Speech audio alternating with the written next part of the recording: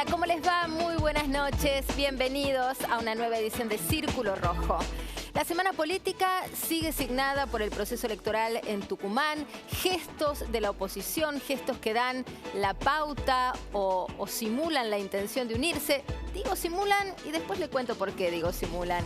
Bueno, esto tiene que ver con esta semana política y una elección que, si bien empieza a dar indicios concretos de irregularidades y todos se ponen de acuerdo en esta idea, parece que está lejos de anularse. Vamos a hablar de este tema y también de un tema que nos duele, que nos atormenta, que nos alarma. Vamos a hablar de los femicidios. Por lo menos 9, de acuerdo a los registros, solamente durante el pasado mes de agosto. Vamos a hablar de esto y de sus implicancias políticas y sociales. Así que mucho tema en esta noche. Súmese, venga. Acá estamos en el Círculo Rojo, que es donde estamos los que queremos saber de qué se trata. Acompáñenos.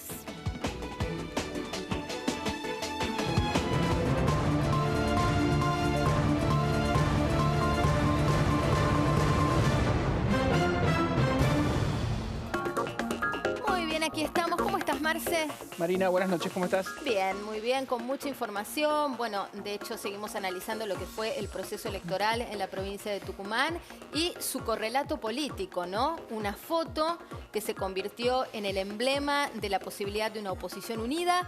Algunos dicen un poco tarde.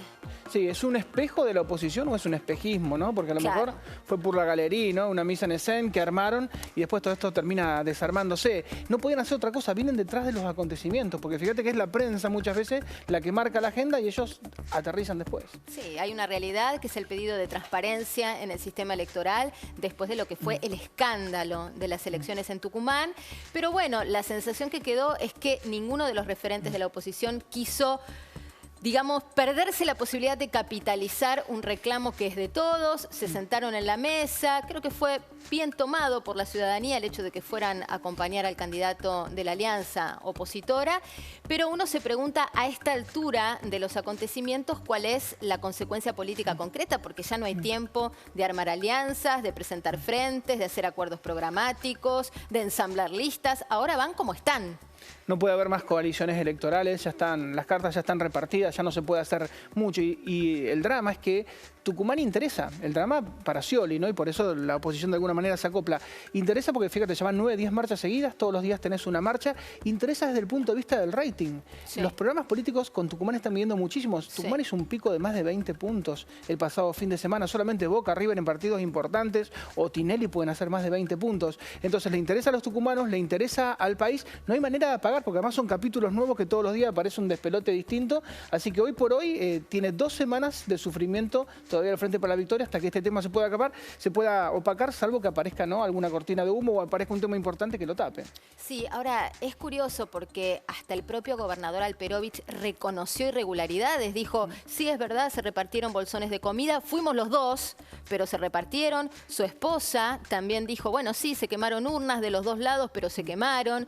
Y por otro lado, vos escuchás a la autoridad electoral que te dice, acá no hay motivo alguno para decir que esta elección debe hacerse de nuevo o para, de alguna manera, cancelar lo que fue, lo que votó la ciudadanía hace ya 2 domingos, si no me equivoco. Ya 2 pasaron. Sí. Por eso, ¿y cómo se entiende esto? Reconocen irregularidades, pero dicen, no hay fraude.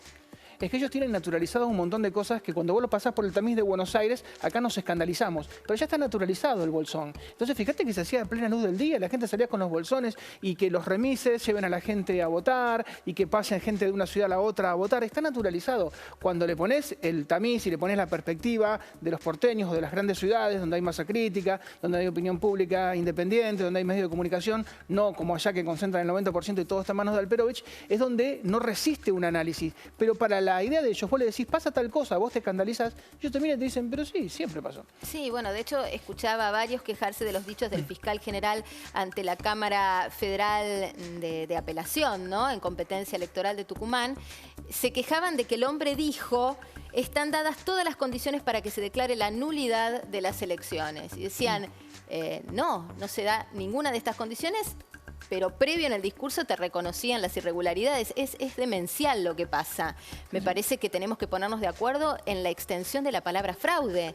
Fraude no es solamente violar una urna o cambiar un voto, que también pasó. Quemar una urna es una irregularidad severísima, es un delito penal. Los bolsones están explícitamente prohibidos por la ley electoral. Entonces, no entiendo, si esto no es fraude o por lo menos una situación claramente irregular, no entiendo qué lo sería. Que nosotros vamos a estos lugares del interior, donde muchas veces hay gobiernos cuasi feudales, una vez cada 2 años, una vez cada 4 años, no vamos todos los días. Ahora viene Chaco, me tocó ir mucho a Chaco. Prepárate con lo que va a ser Chaco, la elección para gobernador ahora en septiembre, porque son lugares donde la democracia prácticamente no llega, donde todo este tipo de prácticas es absolutamente común y ellos no lo denuncian porque están acostumbrados a convivir con eso. Nosotros nos escandalizamos, se hace mucho rating en Buenos Aires, el país de repente tiene los pelos de punta, pero en cada lugar esto es normal. Por ejemplo, que los paraguayos se crucen a votar a Formosa, ocurrió toda la vida. Que cobren del ANSES, ocurrió toda la vida. Lo que pasa es que ahora la lupa está puesta y la vara está un poco más alta.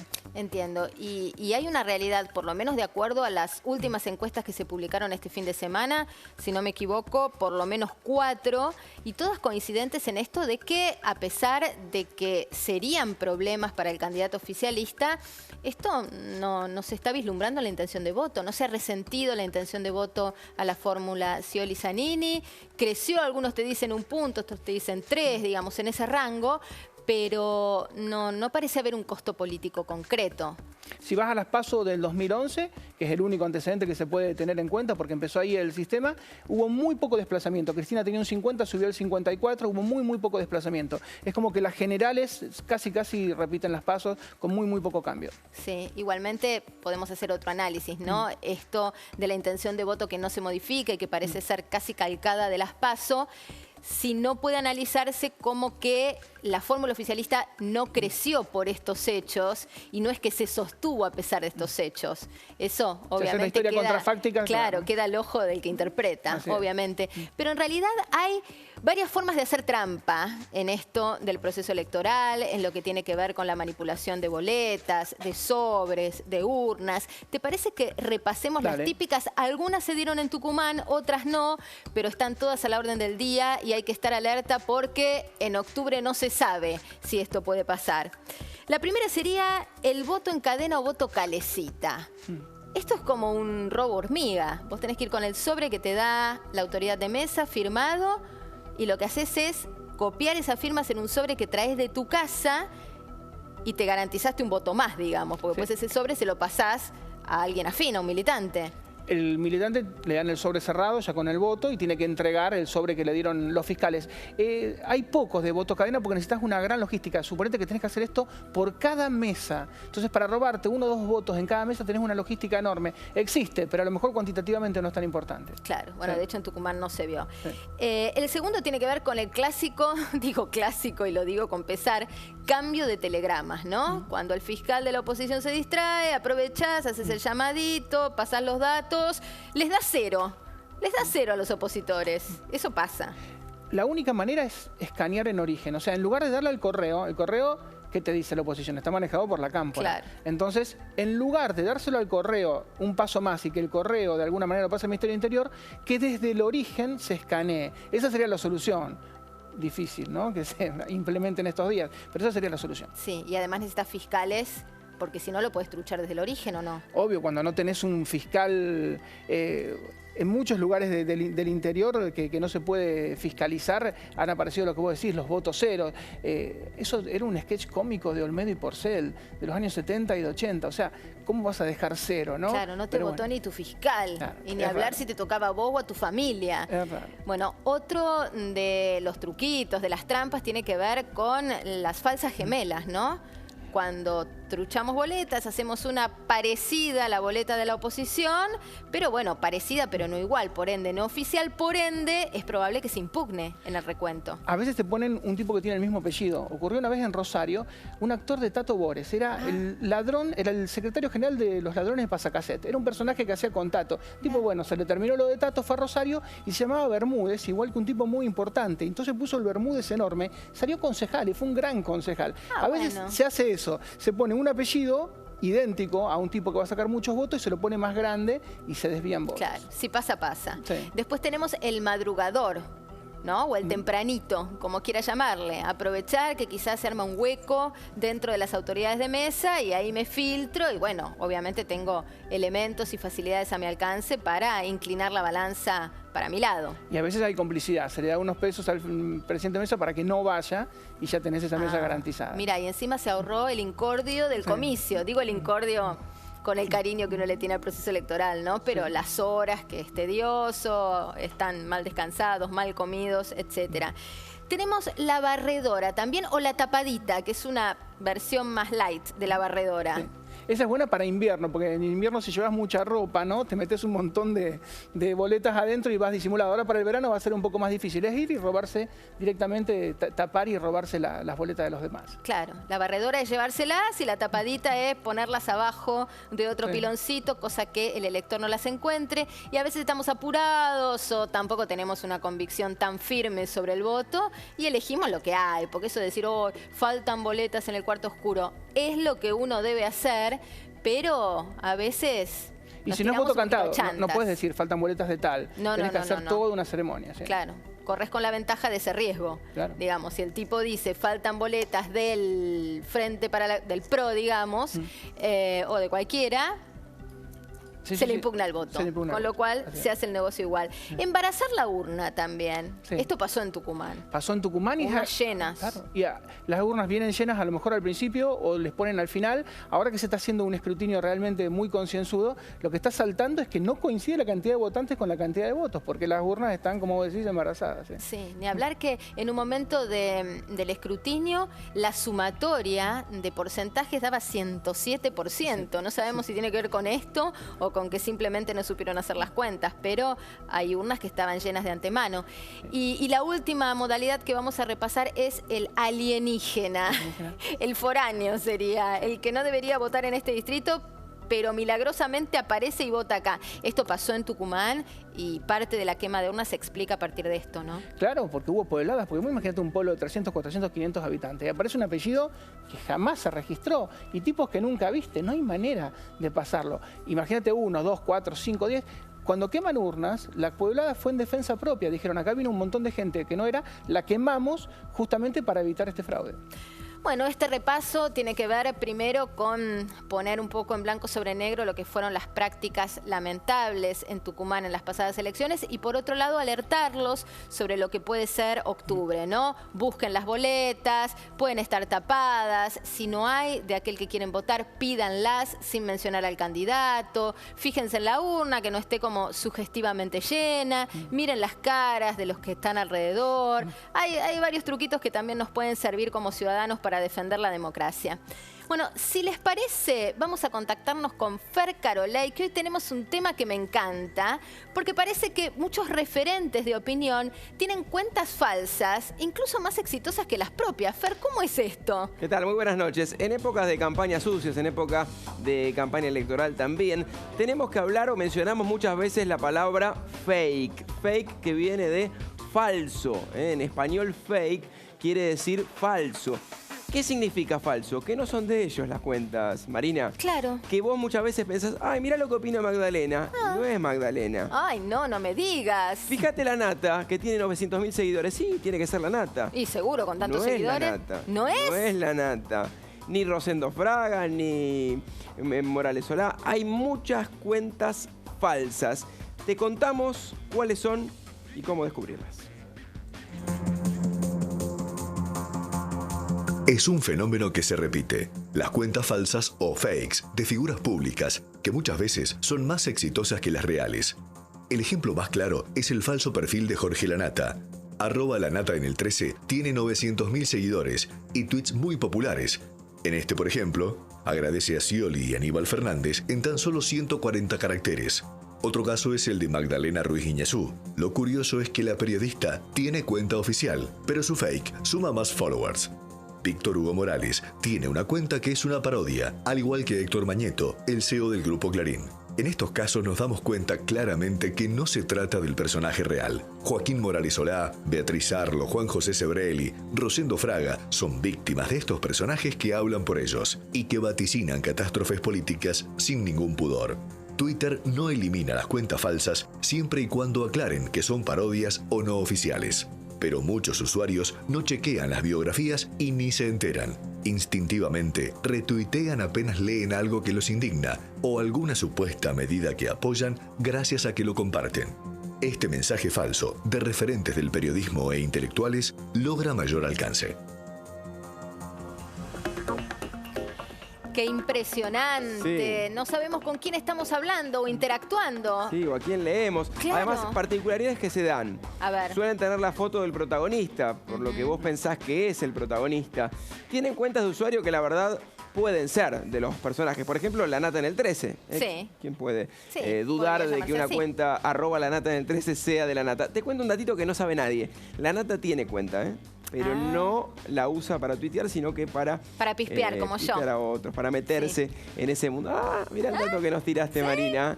Mirá el dato Pero que no nos tiraste. escribo, se van a aburrir como hostias en mi cuenta. Y otra particularidad es que entre ellos, estas cuentas que te contábamos, muchas veces se siguen y se retuitean entre sí. Están alimentando en cierta forma estas cuentas falsas. En el informe lo decíamos, tienen que aclarar que no son oficiales o que son parodias. Pero ¿quién se pone a ver la biografía de un usuario para chequear si es real o no? Sí, y no en todos los casos lo aclaran. Es decir, no sé, estos puntuales que vos tomaste quizá esté aclarado en todos. Sí, lo aclaran pero... porque si no se las eliminan.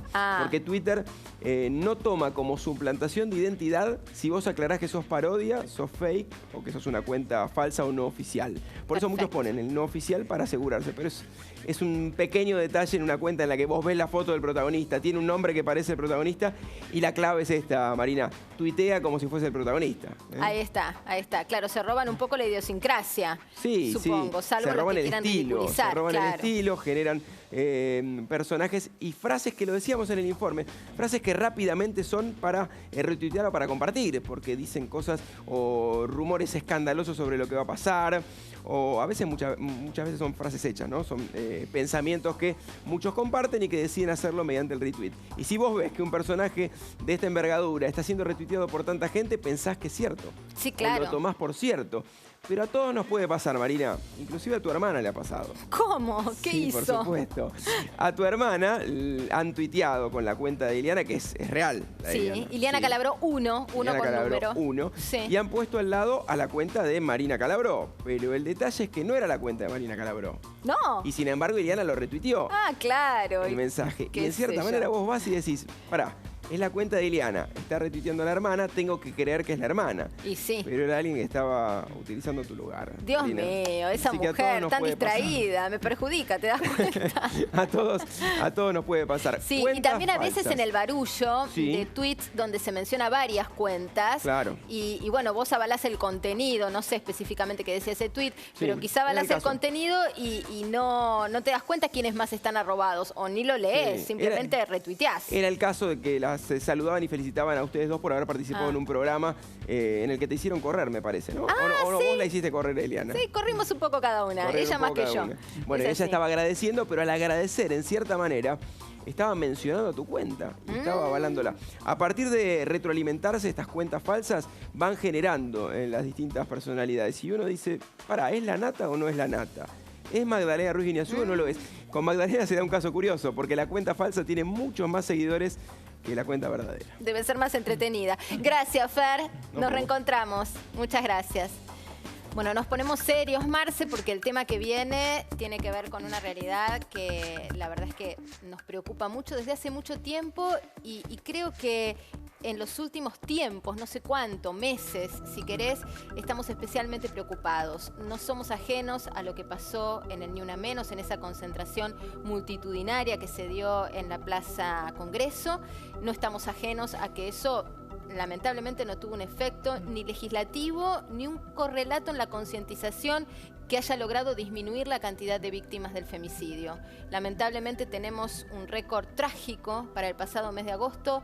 Vemos los 7 femicidios que marcaron a la Argentina. Lamentablemente son más, pero estos son 7 de los que ocurrieron en el mes pasado. 7 femicidios en el mes de agosto. La multitudinaria marcha Ni Una Menos, que tuvo lugar el pasado 3 de junio, no pudo detener este flagelo. En el mes de agosto hubo casi una decena de casos tremendos debido al grado de violencia que involucraron. Todos provinieron de un miembro del propio núcleo familiar. 1. En las últimas 2 semanas, los canales de noticias se han dedicado al caso Claudia Schiffer, muerta en el exclusivo country Martindale de Pilar, a manos de su marido, el empresario Fernando Farré, a quien semanas antes había denunciado relatando las situaciones de violencia que vivía desde hacía más de 10 años. 2. La justicia de Carlos Paz investiga la muerte de Ingrid Vidosa, quien habría sido ultimada por su novio con un balazo de un revólver calibre 22 en el Cerro La Cruz. 3. El cuerpo de Josefina López, quien había desaparecido hacía un mes en Concordia, fue encontrado sin cabeza y sin brazos, enterrado en un parque. La policía detuvo a la pareja de una tía de la joven. 4. En Junín, Liliana Ortega, de 52 años, fue ahorcada y luego su casa terminó incendiada en un intento por ocultar el crimen. El ex yerno de la víctima, Alfredo Ahmed, quedó detenido. 5. Mayra Morán, quien había logrado adquirir una orden de restricción a su exmarido, falleció como consecuencia de 12 puñaladas que éste le propinó en Pilar. 6. En San Luis, Adriana González murió tras ser atacada a golpes de puño por su expareja, quien se quitó la vida tras el asesinato. 7. En Misiones, Horacelia Génesis Marasca, de 16 años y madre de una bebé de 7 meses, fue encontrada el sábado pasado en bolsas de consorcio en distintos sitios al oeste de Posadas. La joven había denunciado en 2 ocasiones a su pareja por violencia. Ahí estábamos haciendo el repaso de algunos de los casos del mes de agosto. Hay que sumar el 14 de agosto a Nancy Beatriz González, que fue encontrada en Azul, provincia de Buenos Aires. Hay un detenido, la persona con la que ella vivía, tengo entendido, un golpe en la cabeza. Y sumar también el 30 de agosto, hace muy poquito, una mujer que apareció atada con sogas al ferrocarril en Santa Fe. Y algunas constantes, ¿no? Las denuncias previas, ni hablar de la familiaridad del atacante, del criminal, y bueno, en algunos casos hasta el móvil económico, ¿no? Sobre todo en los casos más relevantes de los últimos tiempos. Y fíjate que no hay estadísticas. Todas las estadísticas a las cuales estamos recurriendo son de organismos privados. Sí. Todavía el Estado no ha hecho ningún tipo de estadísticas, sino ha hecho campañas. Cualquier otro país donde tienen este flagelo muy desarrollado, por ejemplo México, Colombia, hacen campañas muy fuertes. ¿Por qué? Porque le avisan a la gente qué es lo que le está pasando y que tiene que salir de ese círculo, ¿no? Porque, como vos decís, muchas veces es alguien de la familia. Entonces, si no va un tercero, si no va a una institución, si no sale y lo consulta, por el cambio, en el caso de Schiffer, había ido al Instituto Wanda Tadei varias veces y le dijeron, haga algo, porque además todo el mundo lo veía, pero bueno, fue un crimen anunciado, todo el mundo lo veía, pero finalmente nadie hizo nada. Sí, estamos hablando del crimen de Farré, el que comete Farré, más allá de cómo termine la cosa, de si el doctor Tenca logra o no probar la inimputabilidad, o en el mejor de los casos, la emoción violenta, el peor, no sé ni cómo mencionarlo. Digo, ahí aparece también la idea del móvil económico, ¿no? Entonces uno se pregunta, sí, es un femicidio porque es una mujer, porque era su esposa, pero hay un móvil económico. Es un crimen quizás hasta liso y llano, lo cual no es ni mejor ni peor. Él era un gerente de una importante empresa internacional de cosméticos, se había llevado casi 6 millones de pesos de indemnización, estaba sin trabajo. La víctima se asesora y bueno, era un bien ganancial, le correspondía una parte y él no quería compartirlo. Pero como vos decías, hay casos famosos como el de García Belsunce, posiblemente el de Nora Dalmazo, el de Rosana Galeano, muchos casos donde el tema dinero, ¿no? En ese ambiente ya un poco más prácticamente VIP, donde el dinero muchas veces es el desencadenante. Claro, y ahí digamos la condición de género termina siendo un dato. Un dato. Bueno, obviamente en el caso de Farré, aberrante, el aprovechamiento de la situación, el hecho de hacer algo con cierta premeditación, no sabemos cuánta, pero el hecho de llevarla hacia el vestidor, de encerrarla, de llevar los cuchillos, obviamente tiene que ver con la condición de género, pero seguramente hay otras razones profundas. Y pensaba María Marta García Belsunce, si no me equivoco, cuando eleva la causa a juicio oral, Molina Pico, el fiscal interviniente, habla concretamente de lavado de dinero del cartel de Sinaloa. Del cartel de Juárez. Ah, de Juárez. De Juárez, eran también mexicanos. como no lograba sacarle sangre a la familia, no se querían prestar, había marchas... María Marta se defiende realmente de una manera impresionante, toma un atizador, hiere a 3 personas, la sangre queda en la pared y como no lograba que la familia se saque sangre para cotejarla, él directamente dice, bueno, no voy a esperar esto, pues ya llevaba como 1 año y pico, 2 años esperando. Dice, y mi hipótesis es que ustedes lavaban dinero, los Carrascosa, los García Belsunce, los Bartoli, Irene Artic. Dice, ustedes están metidos, Carlos Carrascosa había sido investigado en su momento por la Comisión de Lavado de Dinero de Graciela Ocaña, de Lilita Carrió. Dice, bueno, yo creo que ustedes lavan plata de carteles y por eso la mataron, porque tenían miedo que los carteles, si no, accionaran sobre ustedes. En muchos casos, el móvil económico se da en esos crímenes que después, por supuesto, la opinión pública se ocupa todo el tiempo. Perfecto. El primer femicidio declarado como tal en una condena, en una sentencia firme, es el de Ángeles Rawson, ¿no? Me parece que eso marca un antes y un después y hay que aclarar que lo que tiene que ver con la legislación en relación a esto es especialmente dura. Especialmente dura. De hecho, el otro día escuchaba a la doctora Mariana Gallego decir algo así como que desaparece la posibilidad de alegar emoción violenta cuando se trata de un femicidio. Absolutamente. Y el caso de Ángeles también atrapó de alguna manera la opinión pública, no hubo manera de detenerlo. Muchas veces cuando la opinión pública está detrás de este tipo de casos no hay manera, ¿no? Fíjate que le ha pasado a gente muy importante que en otra ocasión, en otra situación no hubiera podido zafar, pero la opinión pública en este tipo de casos, como ocurrió con María Soledad en Catamarca, como ocurrió con el doble crimen de la Dársena, que terminó con los Sadi en Catamarca, o que terminó con los Juárez en Santiago del Estero. Este tipo de crímenes, cuando a la opinión pública le interesan, se llega hasta el final. Sí, y que haya justicia para todas estas víctimas, las que mencionábamos del mes de agosto, que son solamente el emergente de los últimos días. Estas 2 que sumábamos, los casos emblemáticos, como vos decís, que concentran la atención de la opinión pública, pero que necesitan en todos los casos justicia. Más allá de que ya es un enorme avance, el hecho de poder categorizarlos o de darles entidad de femicidio, son crímenes. Por eso a veces, viste, cuando la cuestión de género aparece tan en el primer plano y hasta hay gente que se enoja, no es un crimen, es el femicidio, entiendo, pero es un crimen. Intrínsecamente somos humanos más allá de la condición de género. Obviamente que acá en la mayoría aparece como un agravante de la aberración, hacerlo contra tu propia exmujer o contra la madre de tus hijos, pero son crímenes y de los más horrorosos. Como decíamos al principio, el riesgo es naturalizarlo. Son tantos y tan seguidos que corres el riesgo de naturalizarlos. Bueno, que no sea así entonces. Ojalá podamos aportar nuestro granito de arena ayudando a generar mayor conciencia. Bueno, Marce, se acabó el programa de hoy. Muy bien. Se hizo cortito, pasamos por los temas de actualidad. Gracias por habernos acompañado. Los esperamos el próximo martes a las 12 de la noche, ahí minutitos. Y si no, en realidad usted sabe, es el miércoles en las primeras horas del día. Gracias por estar ahí. Lo espero el próximo martes en A24. Chao.